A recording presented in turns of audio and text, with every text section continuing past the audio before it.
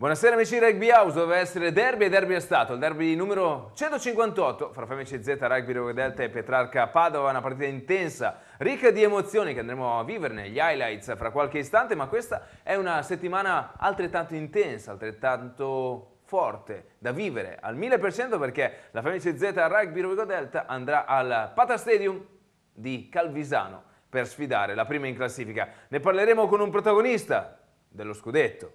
Adesso in Pro 12 è ritornato tra di noi perché in fondo gli manchiamo. Bibi Quaglio, ciao Bibi. Ciao Andrea, buonasera a tutti. Antonio Romeo con noi, ciao Antonio, benvenuto. Buonasera a tutti, grazie per l'invito. Quanto ti manchiamo Bibi? Abbastanza. Volevamo partire da qui, così, romanticoni quali siamo? A parte tutto, hai visto il derby, parliamo un po' di derby, partita sicuramente intensa, abrasiva, ricca di emozioni. Certo, sì, è stata una partita a me personalmente è piaciuto molto, ho visto due squadre che si sono battute in tutti i sensi fino alla fine, forse il primo tempo Padova ha avuto una supremazia nel breakdown, negli impatti fisici, Rovigo un po' sfortunata perché ha perso subito Giovanni Erkek e Mucignat, però il secondo tempo un po' forse la stegliata di giorni negli spogliatoi, un po' forse una prova d'orgoglio dei ragazzi, hanno tirato fuori gli attributi e hanno portato a casa un pareggio secondo me meritato. Ok Antonio, noi abbiamo vissuto la partita dal Trespo, dal quale appunto facciamo le telecronache, un intervallo ricco di quesiti per un po' tutti i tifosi rossoblu sabato. L'intervallo è una delle fasi nelle quali gli allenatori devono essere i migliori psicologi in circolazione in quel momento, perché veramente la gestione dell'intervallo, tra l'altro, è uno degli argomenti nelle formazioni dei corsi degli allenatori di alto livello. Per cui sicuramente è successo qualcosa in entrambi gli spogliatoi. Io credo che per quanto riguarda il Petrarca, quell'1-2 in scadenza di primo tempo possa averli messi in una situazione di tranquillità, come dire, abbiamo rotto l'argine, stiamo andando. Di contro probabilmente lo staff di Rovigo, Joe in particolar modo, secondo me ha puntato proprio sul contrario, sul fatto che sì, una meta da drive è una meta su un errore nostro, perché alla fine abbiamo perso un pallone in attacco, quindi probabilmente Joe avrà sicuramente focalizzato il fatto che loro non avessero fatto poi chissà cosa per essere in vantaggio, quindi c'era ancora da mangiare nel secondo tempo e probabilmente poi i ragazzi hanno reagito come ha detto Bibi. Mangiare, mi collego a un concetto di fame, Bibi. Sembrava che il Petrarca ne avesse un po' di più, o avesse comunque un approccio un po' più convinto rispetto a quello di Rovigo nella prima frazione. Beh, magari Petrarca ha voluto un po', come si dire, vendicarsi del derby d'andata perso in casa, poi conoscendo molto bene Cavinato sono partite che difficilmente sbaglia a preparare, basti vedere la mole di placcaggi e di impatti fisici quasi sempre avanzanti che hanno sfoderato. Loro personalmente mi sono piaciuti perché in campo avevano tanti giovani, penso che in mischia a parte Aluaf e Saccardo il resto erano tutti avevano tutti sotto oltre i 90 sì, sicuri, tutti sotto i 25 anni. Sì. Rovigo aveva un po' più di esperienza perché in campo aveva Parker, bene o male aveva Mucignat, Ferraro, diciamo, esatto, Ferraro, però cioè, tutti e due hanno giocato bene, voglio dire. Adesso vediamo in chiave playoff perché penso che la semifinale alla fine sarà un Rovigo-Petrarca o Petrarca-Rovigo, bisogna vedere la seconda e la terza posizione, però saranno queste sicuramente. Antonio, tu sei dello stesso parere rispetto a Bibi sull'approccio magari con più voglia rispetto al Petrarca? Beh, insomma, vieni a giocare a casa del Rovigo, sei uno degli avversari storici, cioè fai parte della storia del rugby italiano quando entri in campo, giochi questo match. Hai perso la partita d'andata in casa, i presupposti perché i giocatori del Petrarca facessero una grande prestazione c'erano tutti. Poi, come insomma, possiamo ricordare in telecronaca, l'abbiamo chiamato a un certo punto la gabbia Cavinato, perché comunque il primo tempo è fatta proprio di salite aggressive, di placcaggi vincenti, quindi sempre in avanzamento, placcaggi raddoppiati, insomma di una certa fisicità. non ha permesso praticamente a Rovigo di entrare nella metacampo del Petrarca, cioè ha permesso raramente a Rovigo di entrare nella metacampo del Petrarca, quindi credo sia stato sicuramente uno studio veramente fatto nei minimi particolari da parte di Cavinato. Sono d'accordo con quello che ha detto Bibi. Però al secondo tempo, dice, Rovigo reagisce. La reazione di Rovigo che praticamente blocca il Petrarca nella propria metacampo, tanto tempo speso nei 22 appunto di Cavinato e dei suoi ragazzi, una Rovigo che riacciuffa comunque all'ultimo secondo quella che è la possibilità di vittoria, di vincita di questo match. Poi all'ultimo centesimo, aggiungerei, il calcio piazzato di Menniti Ippolito. Come hai vissuto quegli ultimi minuti, Bibi? No, ovviamente momenti di tensione, perché il risultato è sempre stato lì fino alla meta di Chillon, che ha riaperto i giochi. Dopo ho letto che c'è stata un po' di contestazione sulla chiamata del giudice linea, sul placaggio alto di Chillon, mi sembra, ai danni di Fadalti, però ero dall'altra parte della tribuna e non sono riuscito a vedere bene.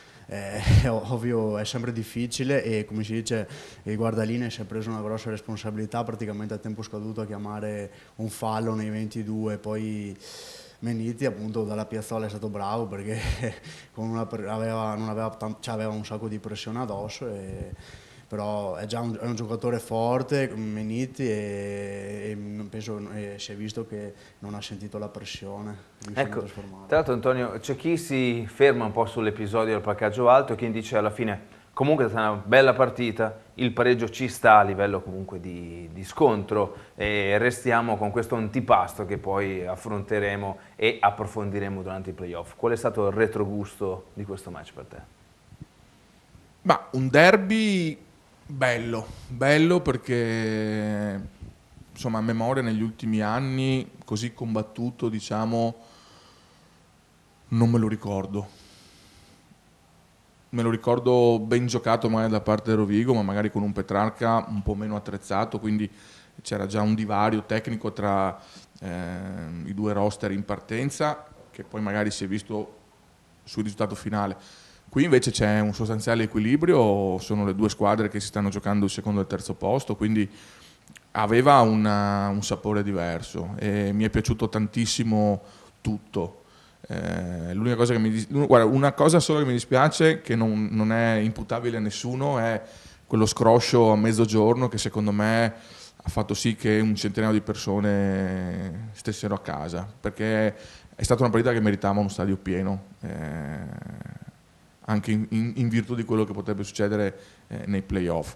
Questa è l'unica cosa che non mi è piaciuta, il resto mi è piaciuto tutto. È chiaro che poi le partite punto a punto si giocano sugli episodi, sulle scelte arbitrali che possono essere più o meno digerite, però quello che mi è piaciuto è la fisicità del Petrarca nel primo tempo, la reazione del Rovigo, che comunque, diciamo, se nella rimessa laterale forse complice il vento, complice magari delle scelte di chiamate non magari giuste per la situazione di campo in cui ci si trovava, la mischia ordinata ha fatto sempre un ottimo lavoro e credo che fondamentalmente è quello che ha fatto sì che la squadra rimanesse forte, perché sulle tue fonti di conquista o comunque su quelle che sono le tue ragioni del gioco, la rimessa laterale era 50-50, nella mischia ordinata invece Rovigo aveva ancora l'abbrivio in mano, quindi penso che sia partito da lì il fortificarsi e il reagire per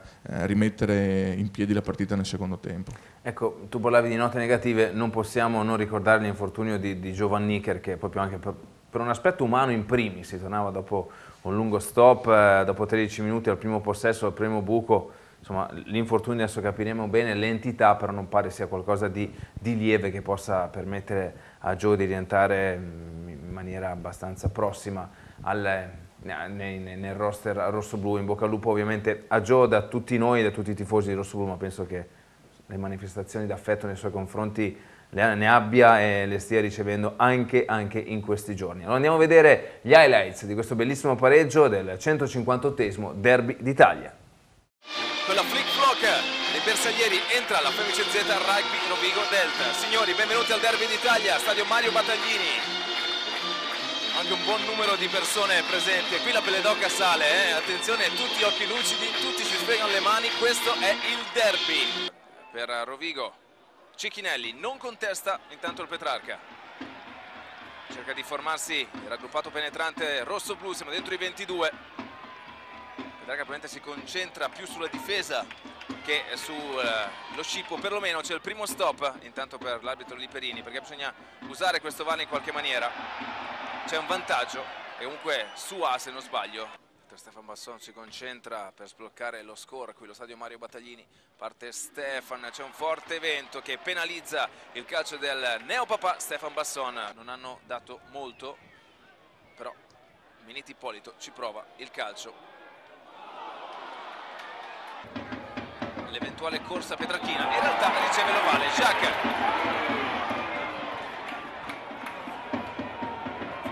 Fatica a uscire questo vale, c'è un vantaggio Rovigo. Gioca con Edo Ruffolo, altra fase Lucio Rodriguez, Roscoe McCann, viene Petrarca dentro, ancora i bersaglieri. C'era un cambio diverso, c'è un d'Italia, il silenzio dello stadio. Stefan Basson infila l'H, si sblocca il risultato dopo mezz'ora, pronto a ricevere l'ovale, a strappare l'ovale, lo prende con Forti, in realtà cambia immediatamente l'asse, Petrarca va in meta, sta giocando in favore di vento, anche se ovvio che disturbi. Vediamo Miniti Ippolito, grande trasformazione di Miniti Ippolito, 7-3 del Petrarca. Alberto Chillone, Lucio, scoppia l'ovale, attenzione, gara di velocità tra Simone Rossi e Enrico. Simone Rossi riesce a bruciare Enrico, attenzione, Simone Rossi sta andando in meta, no, non c'è la meta, senza fare nulla dal punto di vista dello score, e poi in questi 9 minuti di gioco insomma abbiamo visto delle bellissime cose. Petrarca 14, Rovigo 3. Buona la stabilità, Rovigo ha preso, Eh sì, avanza Rovigo, sta avanzando ancora Rovigo, pallone tra i piedi di Cicchinelli, certo. Meta di Cicchinelli. Grandissima questa dimostrazione di forza, dimostrazione di compattezza del pack rosso-blu in un momento di difficoltà.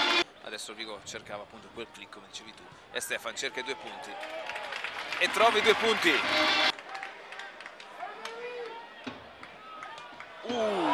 Mamma mia che scontro con Edo Lubian, però di spalla secondo l'arbitro.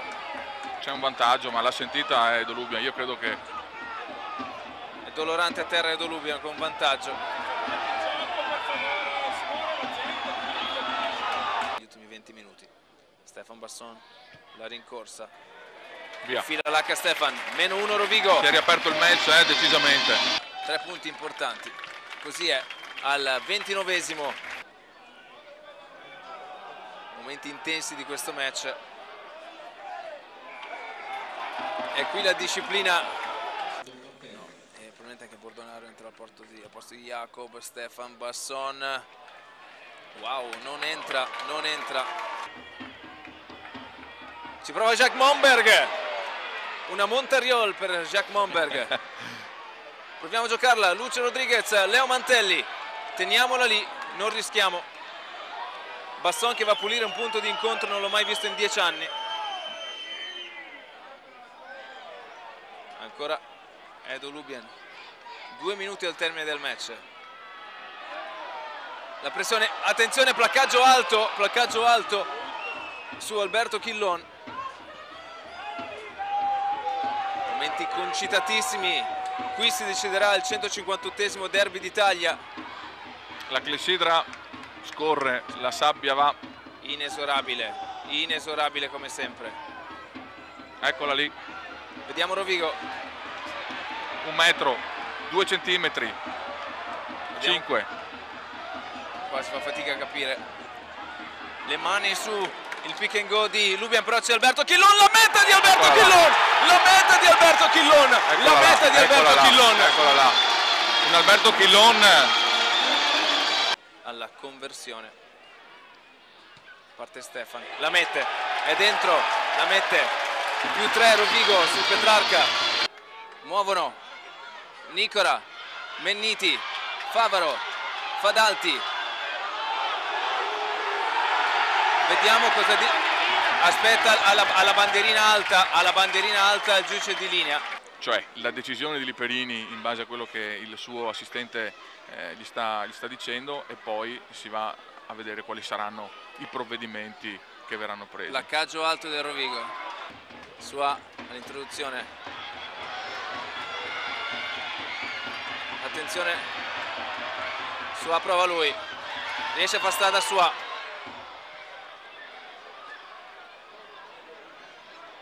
Petrarca insidiosissimo, altro calcio di punizione. Nel terzo posto, e probabilmente lo faranno, qui si gioca veramente C'è dei playoff eccezionali. pareggio allo stadio Mario Battaglini, 20 pari. Incredibile, Sì. Dal placcaggio di Fadalti che ha fatto scoppiare il Battaglini al calcio di punizione giocato 2 volte, che adesso... E riguardando gli highlights è sorto un dubbio, no? Uno di quegli spunti che si hanno a caldo dopo il termine del match. Si diceva, ma ci poteva stare il giallo contro Petrarca per i falli ripetuti in mischia ordinata? E Bibi sta dicendo praticamente che... Sì, no, era più che altro, stava dicendo Antonio, che avevamo prestato attenzione anche a Treviso a questo dettaglio qua, che gli arbitri ultimamente, se non si è in zona punti, ovvero nella zona che va dalla linea di meta ai 22 avversari, dove c'è un crollo ripetuto delle mischie, difficilmente vanno a estrarre cartellini gialli in zone aperte del campo. Quindi magari se la mischia cade e l'arbitro, tipo anche a livello internazionale, stavo guardando certe partite del Super 15 e quando la mischia cade l'arbitro addirittura non dà subito direttamente calcio contro, ma lascia giocare il vantaggio se la palla arriva nei piedi del numero 8. Tutto questo per cercare sempre di velocizzare il gioco. Però sì, appunto, quindi si cerca magari di estrarre meno cartellini gialli se non si è in zona punti. Ecco, ora Antonio, cosa resta di positivo per Rovigo e secondo te positivo per il Petrarca dopo questo derby d'Italia? Beh, la coscienza di avere una squadra forte, parlo di Rovigo, un gruppo che si è affiatato, un sistema di gioco che nel momento in cui Rovigo riesce a essere avanzante sulla linea del vantaggio diventa pericoloso, un gruppo forte di testa e dei margini ancora di miglioramento, che secondo me è la cosa più positiva di questa giornata. Questa squadra, grazie al lavoro dello staff, può crescere ancora e secondo me può essere veramente, arrivare a tiro di playoff, insomma essere una squadra spettacolare. E per il Petrarca? Petrarca ha la consapevolezza di avere una organizzazione difensiva che funziona, una grossa propensione a vincere il contatto fisico. Dopo, sai, è una questione di preparazione atletica, cioè non possiamo entrare nello specifico, però la consapevolezza di essere forti fisicamente e essere performanti in difesa credo che l'abbiano avuto oggi. Probabilmente l'avevano già annusata quando hanno giocato a Calvisano, abbiamo visto la partita la settimana scorsa prima di commentare questo match, quindi anche lì, al di là di qualche episodio, già si capiva insomma che la squadra c'è. Hanno fatto vedere cose interessanti anche in rimessa laterale, anche se alla fine se la sono giocata 50-50 con Rovigo, però insomma nelle sfide hanno cominciato a capire insomma che non è solo forza. Qualche volta anche loro non hanno difeso il drive da Rovigo proprio per evitare il confronto, quindi hanno usato un po' il regolamento per portare a casa insomma qualcosa di interessante. Devono sicuramente migliorare la mischia ordinata, perché Rovigo e Calvisano in questo momento probabilmente ce l'hanno più performante della loro. Questa fosse l'unica nota dolente. E poi un Petrarca diverso, perché insomma grazie al gioco di Cavinato vedi che hanno una ricerca del movimento, hanno molti movimenti, finti penetranti, schiene, giocatori che vanno, cercano di portare il pallone al largo anche loro, quindi una squadra insomma che può diventare ostica. Tanto si è sempre parlato molto bene della mediana Sua Nicora. a me, per carità, vedi la qualità, però forse sabato è stata la partita in cui li ho visti performare al meglio rispetto ad altre sfide con Rovigo, è una mia impressione. Guarda, per me quando hai un 9 e un 10 che sono regolari nelle loro prestazioni e nel loro rendimento, tu sei in cassaforte, e questi due ragazzi qui sono così. È chiaro che possono avere una domenica nel quale vanno e una in cui magari potrebbero andare meno, però hanno una costanza di rendimento e un affiatamento che è una grandissima base di partenza. Bibi, cose positive per Rovigo e per il Petrarca, poi chiudiamo l'argomento. Ma come ha detto Antonio, Rovigo ha la consapevolezza di essere una squadra forte, forse a volte deve essere più cinica, quando arriva in zona punti devi portarli a casa. Col Petrarca ci è arrivata poche volte e a volte non è riuscita, come si dice, a portarli a casa, ma anche merito della difesa del Padova. Penso che Rovigo deve un po' migliorare solo il gioco un po' per i tre quarti, perché Mischia, Chiusa, Tush sono performanti, penso che hanno una base di avanti che sia anche superiore del Calvisano e basta. Per quanto riguarda Padova con questo pareggio forse anche loro sono consapevoli che possono giocarsela con tutti, devono sistemare la Mischia Chiusa, quello sì, però è vero anche che avevano 3-4 giocatori fuori, so che avevano dato un permit a Treviso, avevano Rossetto fuori e invece nei tre quarti avevano 3 giocatori secondo me molto forti fuori, che sono Benettin, Bettina e Ragusi, tutti e tre in grado di fare la differenza. E niente, quindi 2 squadre forti, Rovigo per adesso favorita, perché ovviamente nel campionato italiano la Mischia è fondamentale e lo abbiamo sempre visto. Basta. Ecco, allora,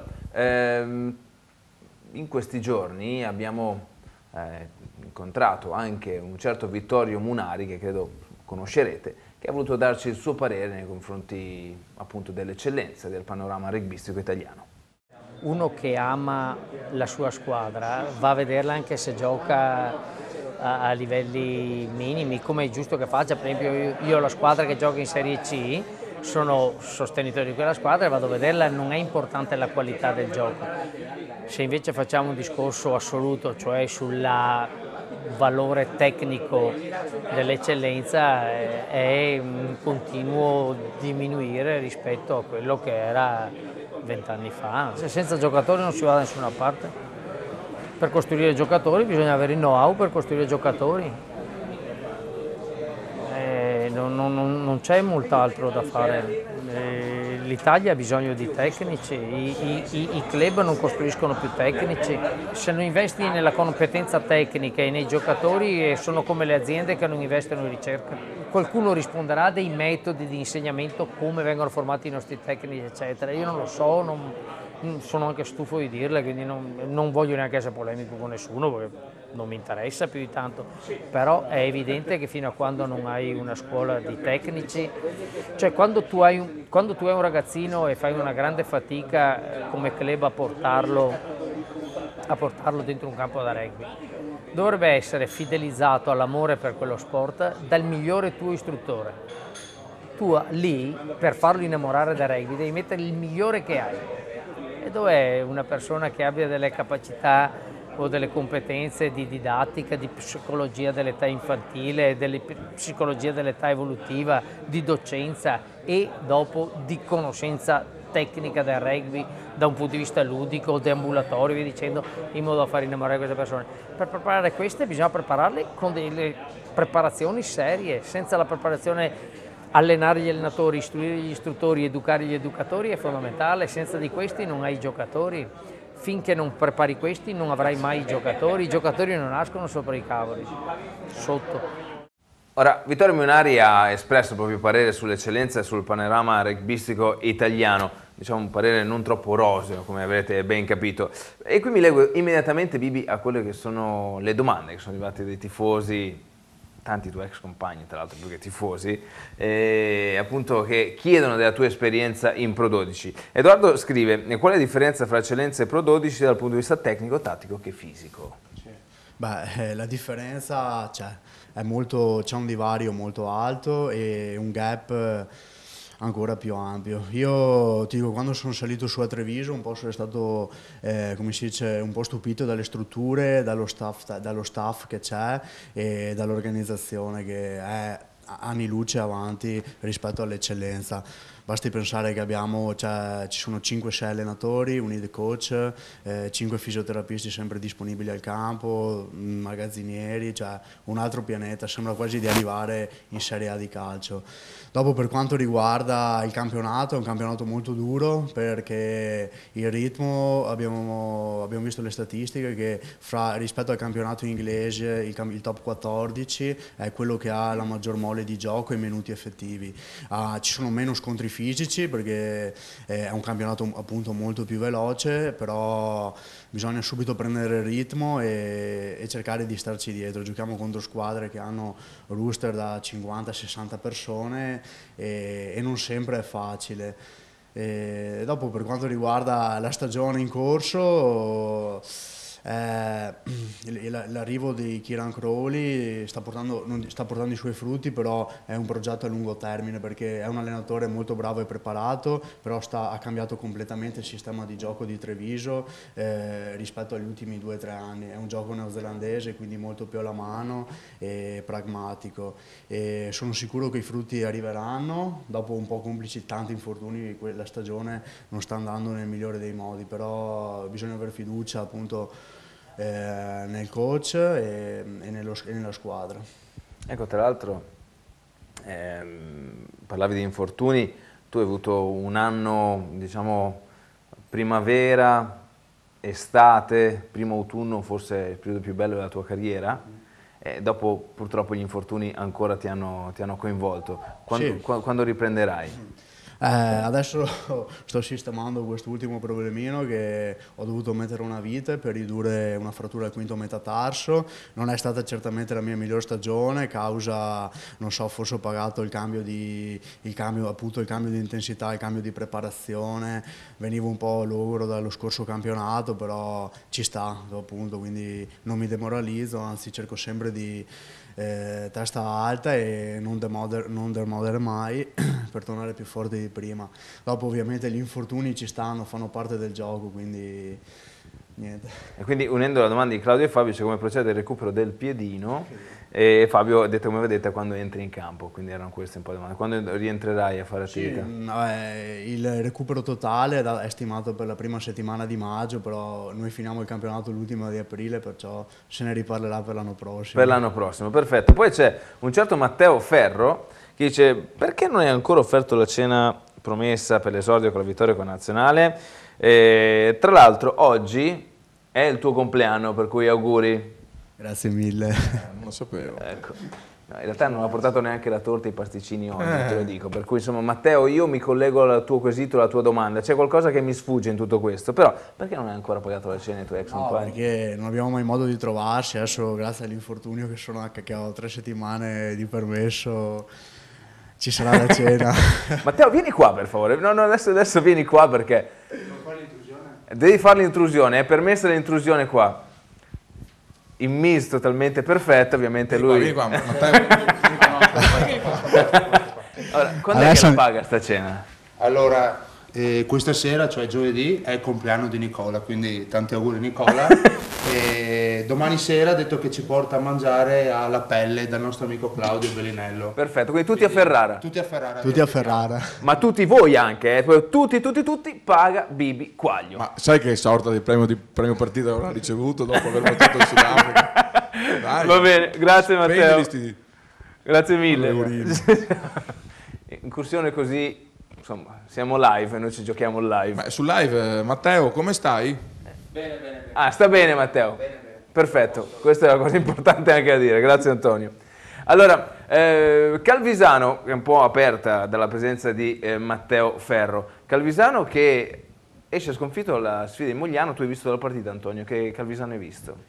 Disordinato, un po', secondo me l'ha presa un po' sotto gamba, nel senso non è entrata in campo col piglio giusto, probabilmente mentalmente non erano registrati bene e forse non si aspettavano neanche un Mogliano che non ha difeso male, per cui Se tu non riesci a riprenderti mentalmente, alla fine, sai, il tuo gioco di squadra poi non viene, non si crea il movimento di squadra, ti affidi alle soluzioni personali, sbagli passaggi, ti nervosisci.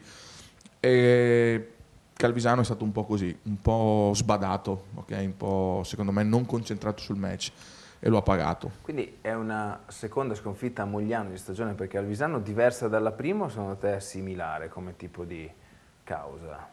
No, questa secondo me è peggio. È peggio perché arriva in un momento della stagione nella quale sei a 4-5 partite dai playoff, sei con quella che dovevano giocare, insomma, e non puoi non avere la solidità mentale della squadra prima in classifica. È stato un Calvisano che sicuramente dovrà far senza un po' di prime linee, perché avendo Riccioni e Rimpelli comunque con la 20, avendo Panico con la nazionale maggiore, Rovigo avrà opportunità di cercare di mettere sotto perlomeno là davanti Calvisano in questo caso. Come ne pensi, Bibi? Sì, no, è vero, Calvisano sarà senza 3 giocatori fondamentali in prima linea e quindi penso che Rovigo andrà a preparare la partita sfidandoli là davanti.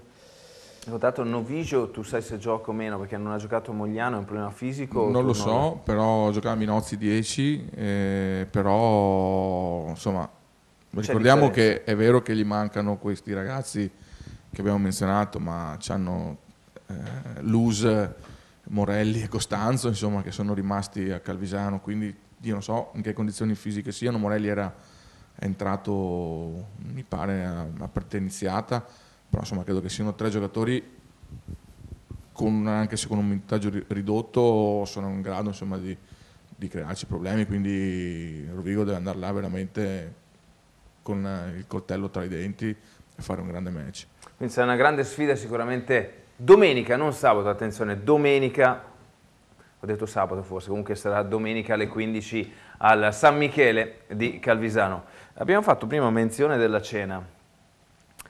A prescindere dalla cena, tutti invitati. Okay. Che ora? Alle 20? 20:30. Ok, 20:30. Okay. E dopo facciamo con gli spagnoli, facciamo il trenino che esce dal ristorante e nessuno paga. Nazionale, dobbiamo dirle, insomma, non abbiamo ancora avuto modo, a prescindere dalle emozioni, dopo 4 mesi, cosa ti resta di quell'esperienza e di quella vittoria? Beh, a pensarci ancora oggi, ancora, a volte ci penso, è ancora incredibile pensare di aver battuto il Sudafrica, però penso che è stata un'emozione bellissima essere entrato a far parte di quel gruppo e aver avuto l'onore di giocare quelle 2 partite con la nazionale. Se, come avevo detto prima, se Treviso è poi come si dice, una realtà bella, professionale, arrivare lì è stupendo veramente, cioè, hai tutto, sei concentrato solo ad allenarti e tutto intorno a te sembra un sogno. Spero che tutti i giocatori abbiano la possibilità di provare questa esperienza perché è veramente bella.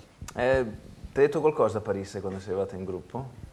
No, diciamo che ovviamente è una figura molto carismatica, infatti anche quando lo vedevo restavo un po' stupito, però sì, a parte un ciao ciao non c'è stato altro. Poi l'allenamento sì, è sempre il primo ad arrivare, l'ultimo ad andare via, quindi è veramente un esempio per i giocatori che sono lì.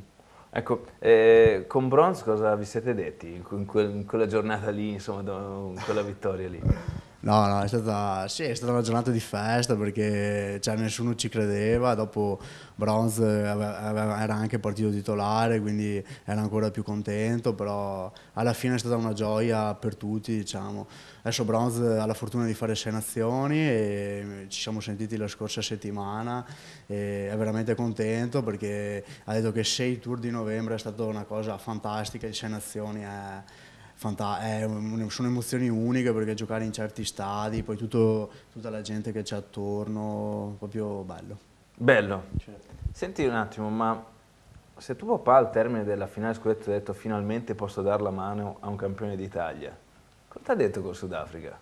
No, col Sudafrica non ci siamo neanche visti perché dopo lui è tornato, noi siamo andati al banchetto, però so che aveva fatto certe dichiarazioni sul giornale che doveva pagare cene. Ma... Anche lui? Sì, anche lui, però non mi ha messo in mezzo per fortuna. Paga lui quindi le sue cene. Esatto. Lui le sue e tu le tue. Esatto. Perfetto, rientriamo nel concetto di eccellenza e andiamo a vedere i rumors, le news che arrivano dagli altri campi.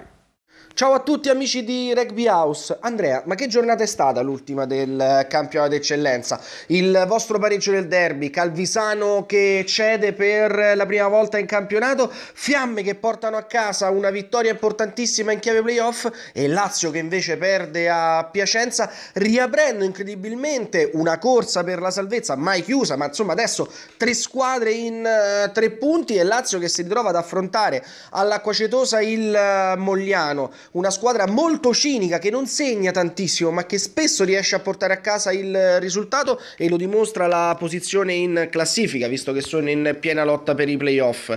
Per Daniele Montella, a cui faccio i miei migliori auguri avendo festeggiato il compleanno in settimana, sarà una sfida davvero difficile. Primo perché viene da una sconfitta psicologicamente molto pesante che avrebbe potuto dare una piccola svolta al campionato perché l'avrebbe portata in ottava posizione allontanandosi di fatto per un po' dall'ultimo posto e secondo perché il Mogliano come detto gioca un bel rugby e la Lazio ha quindi bisogno di ritrovare subito punti, vittoria e tranquillità.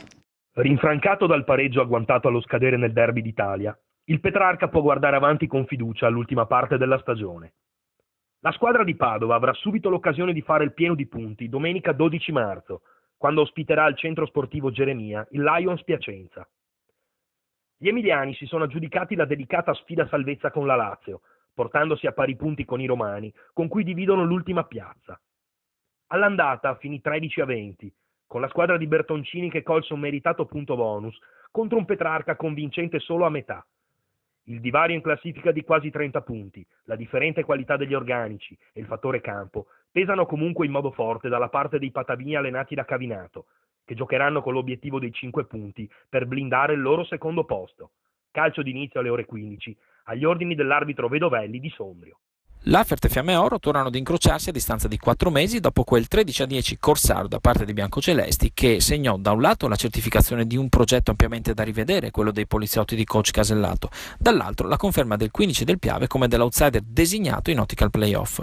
Con 9 giornate nel mezzo il copione non è poi così differente, ma la sfida di sabato al Pacifici riveste davvero un'importanza capitale per entrambe le squadre, appaiate a quota 26 con Viadana al quarto posto davanti di 3 lunghezze in virtù della mezza asfaltata rifilata ai danni proprio dei biancocelesti non più tardi dello scorso weekend. Per il 15 di Ansel si tratta in pratica di un ultimo appello, nel secondo scontro diretto consecutivo dopo quello dello Zaffanella che ha davvero scosso l'ambiente, non tanto per la sconfitta che poteva starci, quanto per il fatto di non aver praticamente giocato la partita.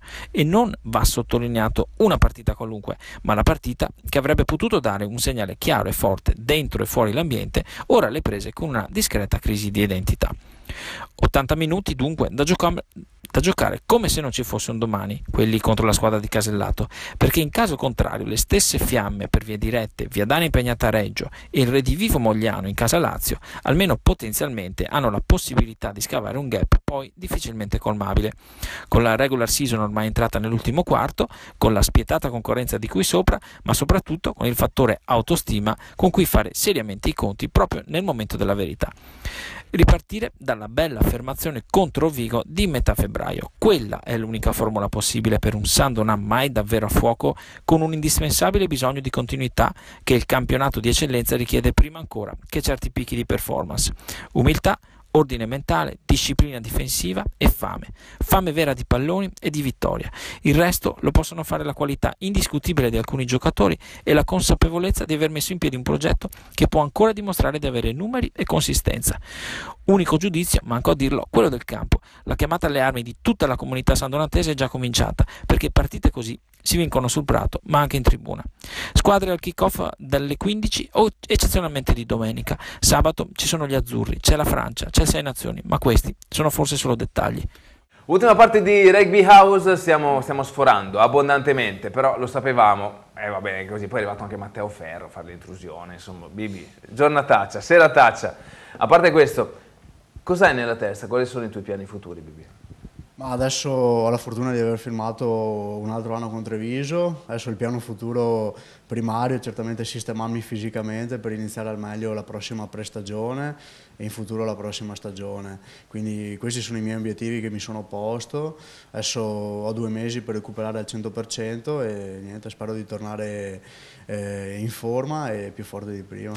Certo Antonio che Bibi è cambiato, perché dal biondo ossigenato a battere il Sudafrica c'è un bel percorso lì davanti.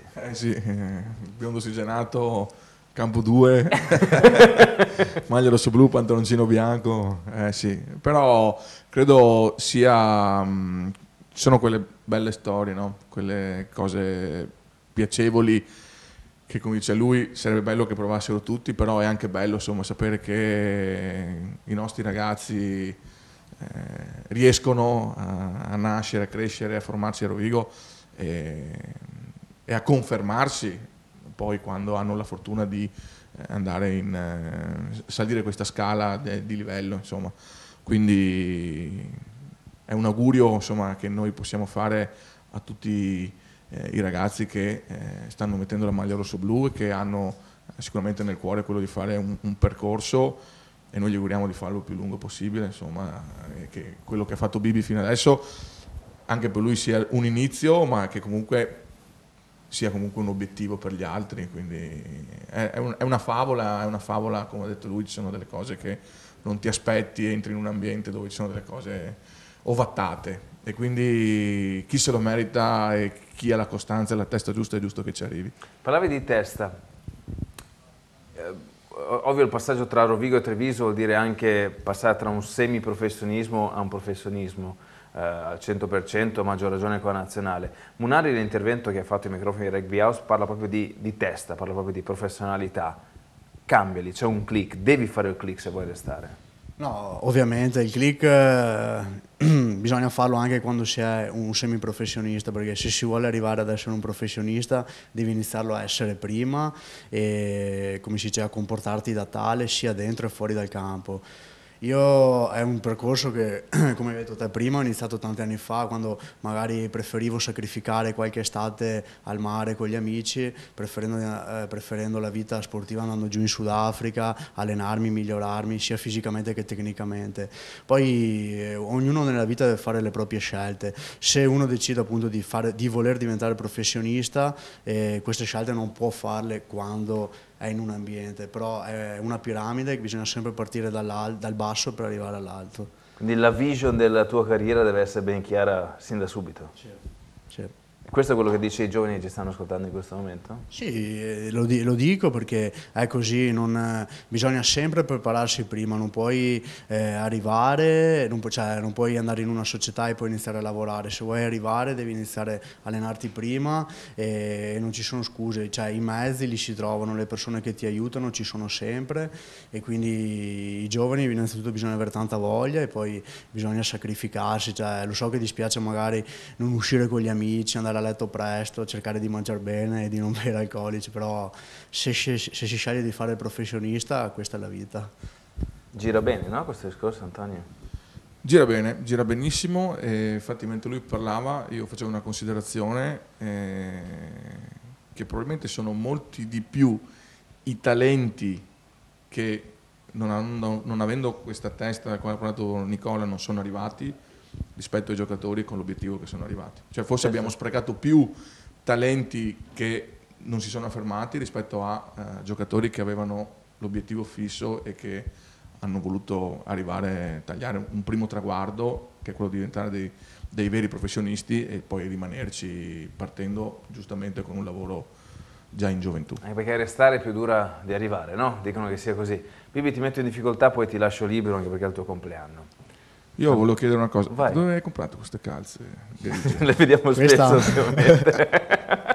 Me l'hanno regalata. Addirittura, per il compleanno, sì. Ovviamente. Senti, questo è difficile, puoi anche non rispondere. Più scudetto o più vittoria col Sudafrica a livello emotivo? No, beh, però io faccio una scelta di cuore, perciò dico lo scudetto, perché è una cosa che, come si dice, che è una voglia che hai fin da bambino, bene o male, essendo nato e cresciuto in questa società qua, è il sogno di chiunque. La nazionale è un obiettivo che hai una volta che hai iniziato a giocare nella società di appartenenza, quindi è una cosa, tra virgolette, secondaria, perché se sei bambino hai sempre il sogno del Rovigo, dello scudetto, di arrivare a giocare in prima squadra, quindi dico scudetto. L'hai sudata di più, ecco, mettiamolo Sì. così, anche sulla tua pelle. Sei convinto, Antonio, di questo? Scudetto tutta la vita. Anche perché col Sudafrica noi non abbiamo vinto. Uno scudetto a Rovigo è uno scudetto a Rovigo. Non c'è, secondo me. Se tu sei nato qui o ci sei arrivato, come può essere capitato ai giocatori che non sono stati formati da qua, dalla città, però che veramente si incastano nel tessuto sociale, capiscono dove sono arrivati, è scudetto tutta la vita. Tra l'altro, giusto per chiudere, anche Cavinato le affermazioni post derby ha detto che forse solo allenando il Petrarca si è reso veramente conto dell'importanza anche della sfida Rovigo-Petrarca, dell'ambiente. O allenando Rovigo, cioè se avesse andato Rovigo. Certo. Beh, questo è secondo me un attestato di stima a quello che magari coach Cavinato fino a questo momento è una di quelle cose che non aveva gustato. Quindi nella sua esperienza gigantesca di aver allenato nazionali giovanili, di essere stato in Pro 12, di aver vinto a Calvisano, di aver allenato in giro, essere arrivato anche a mandare giù questa pillola buonissima, credo che sia una grande cosa anche per un allenatore come lui, che magari caratterialmente può sembrare particolare, ma ti ha fatto vedere che ha una sensibilità sviluppata nei confronti di questo sport. E qui la chiudo. Abbiamo incontrato Guidi a Prato per Italia-Irlanda Interventi, gli ho detto sì, ok, Zebre e Benetton è una sfida importante, ma non sarà mai Rovigo-Petrarca, e soprattutto quando tu vieni a giocare a Rovigo è tutta un'altra storia e lì viene celebrato il gusto e la gioia di vivere questo mondo vale. Grazie Bibi. Grazie a tutti voi. Auguri ancora per i tuoi 26 anni. Grazie mille. Grazie Antonio. Grazie a voi e seguiteci sempre. Domenica San Michele, Calvisano contro Rovigo. Non dovete mancare, noi ci saremo. Buonanotte.